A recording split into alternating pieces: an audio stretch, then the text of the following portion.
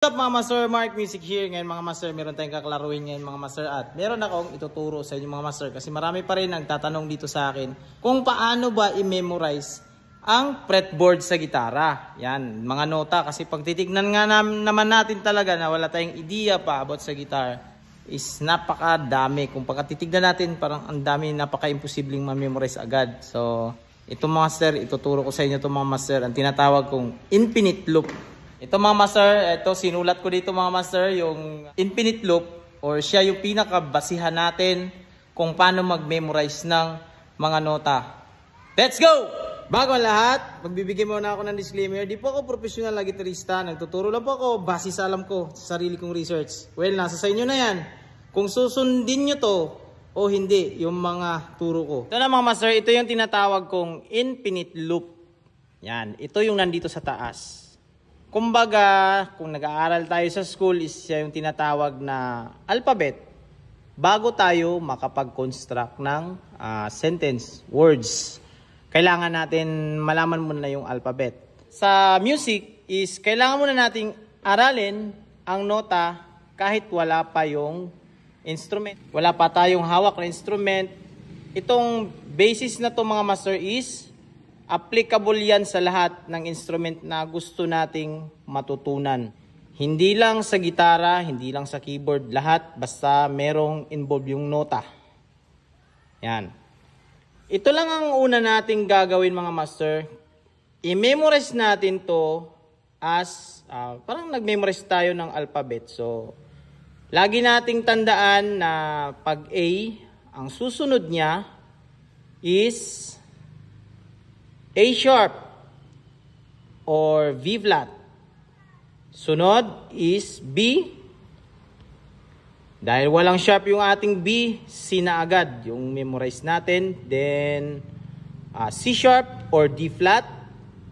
D, D sharp or E flat. E. Then sunod naman is F. F sharp or G flat. G at G sharp or A flat. At pagkatapos niyan, pag nasa ulo mo na to, babalik lang din ulit yan sa A. Kasi wala po tayong H na chords. So, ang i-memorize natin is hanggang 12 na yan na nota. Yan lang ang i-memorize natin. Wala na tayong ibang i-memorize at hindi nagbabago yung sequence niyan. Again, hindi nagbabago yung sequence. Ibig sabihin na pag C yung note, kasunod niya is A. Hindi. Pag C yung note mo, asahan mo yung kasunod niyan or sa gitara pa, yung sunod na frets niyan is C sharp. Ito mga master, bakit merong B flat? Pag paatras yung basa natin, pabaliktad na naman yung memorize natin. So, dito na papasok. Pag galing tayo dito, aatras tayo. Kaya ito may arrow dito. Tatawagin na natin siyang A. Yun, base sa ating reference na note. A flat. Then, atras G. Atras niya is G flat. F, E, E flat. D, D flat. C, B, B flat, yan, so on, so forth. Kaya tinatawag ko yung infinite loop. Kailangan natin tong i-memorize sa isip natin kahit nasa saan tayo. Memorize lang naman natin yan. Wala pa tayong hinahawakan na instrument. At ito, i-apply natin siya, master. Ito yung ating infinite loop sa gitara. So ito yung nakikita natin sa gitara. Pag nagtono tayo sa gitara, is ito yung tinatawag na standard. Itong nandito na mga nota is yan yung, di ba pag nagtutono tayo ng gitara, ito yung mga open notes. Or tinatawag siyang zero, yan, may nakalagay na zero. Yan, dyan sa ating mga chord chart, open, no? Yan, O.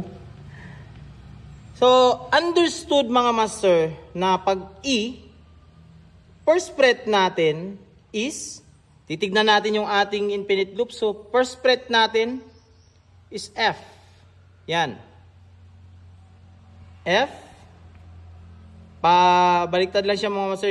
Ganito yung pagbasa natin sa gitara. So, F yung first fret natin. Din ating second fret, understable na agad yan na F sharp or G flat.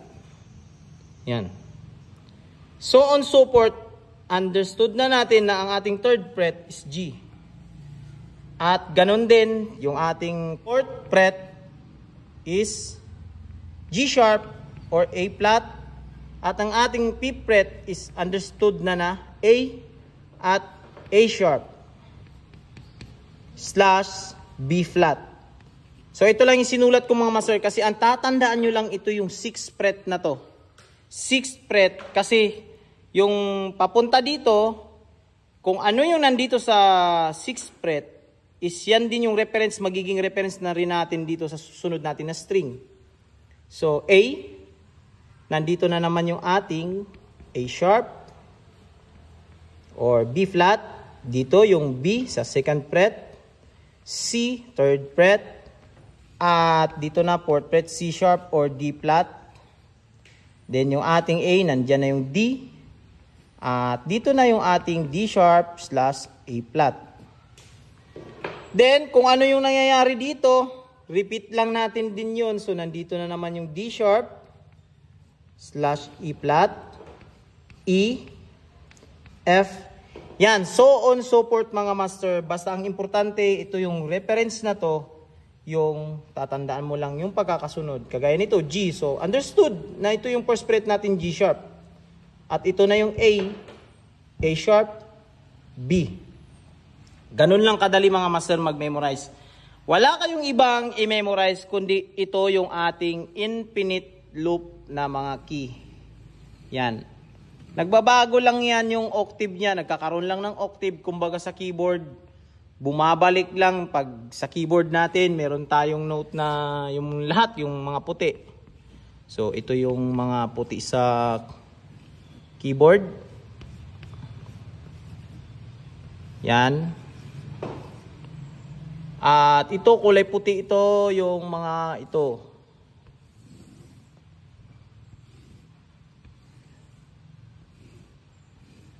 Yan. At kung napapansin nyo mga master, pag nasa C at D nandito may itim. Ganon din yung D at E may itim. Pero pag dito nasa E at F is wala siyang itim sa gitna or wala pagitan sa kanila. Dito na naman mag-start yung itim sa F at G. At G, A, at yung A at B. Then, pagbalik dito sa B at C, wala na naman siyang pagitan. Same lang din yan mga master doon sa ating infinite na loop dito sa ating mga nota sa taas. So, yun lang mga master. Sana naintindihan nyo ito mga master. This is Mark Music. God bless you all. Peace out.